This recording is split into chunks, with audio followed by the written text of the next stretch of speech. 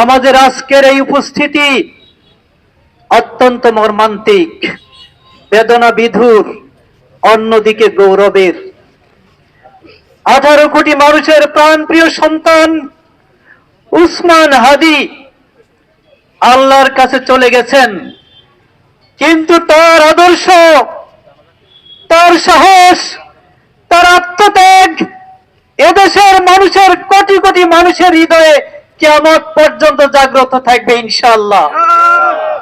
অন্যায় ও সত্যের বিরুদ্ধে, সত্য এবং ন্যায় প্রতিষ্ঠার জন্য, আগ্রাসী শক্তির বিরুদ্ধে, স্বাধীনতার সার্বভৌমত্বের দুশমন, মুসলিম জাতিসত্তার দুশমন আমাদের সভ্যতা। বিগত 5ই আগস্টের পর থেকে আমরা পুলিশের অনেক দোষারোপ করেছি। আমরা বলেছি যে তারা ঠিক মতো কাজ করছে না, কিন্তু আমরা দেখলাম এই সারা বাংলাদেশের আওয়ামী লীগের যত সভাপতি, সেক্রেটারি এবং মূল দলের যত নেতাকর্মী আছে তাদেরকে কি গ্রেপ্তার করা হয়েছিল কি নাকি হয় নাই? তাহলে গ্রেপ্তার করার পরে পুলিশের কি আর কোনো দায়িত্ব থাকে?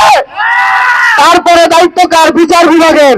তাহলে যারা জামিন পেল এবং এই যে আইন উপদেষ্টা আসিফ নজরুল সাহেবের কাছে আমার প্রশ্ন, তাকে যে দায়িত্ব দেওয়া হলো সেই দায়িত্ব কি সঠিকভাবে পালন করেছে?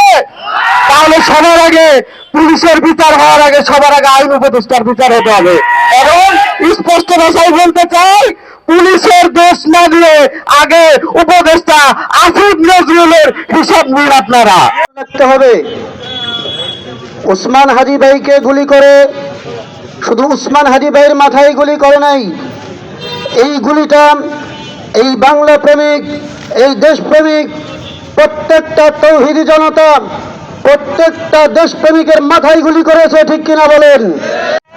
আমরা একটা কথা পরিষ্কারভাবে জানান দিতে চাই যে বাংলাদেশের মানুষের, বাংলাদেশের জনতার বুকের, হৃদয়ের মধ্যে যে পর্যন্ত রক্ত আছে, আল্লাহর দেওয়া, আল্লাহর জমিনে যে পর্যন্ত ভাবে টুপি পাঞ্জাবি হেই করার জন্য সেই রাজাকার বানিয়ে আপনার অনুষ্ঠানে উপস্থাপন করেন, সেই কাল বাহানা বন্ধ রাখেন। প্রশাসন জবাব চাই। এই হাদি ভাই আমাদের দেশের জন্য জুলাই আন্দোলন যে অবদান রেখেছে সেটা কখনোই ভুলার নয়। তিনি যে দৃষ্টান্ত স্থাপন করেছে সেই দৃষ্টান্ত স্থাপন ইতিপূর্বে কেউ দেখায় নাই। তিনি যে ইনসাফের কথা বলেছে, তিনি যে ন্যায়ের কথা বলেছে, তিনি যে হকের কথা বলেছে, এই কথা কিন্তু আমরা কেউ বলি না, যার জন্য তাকে জীবন দিতে হয়েছে।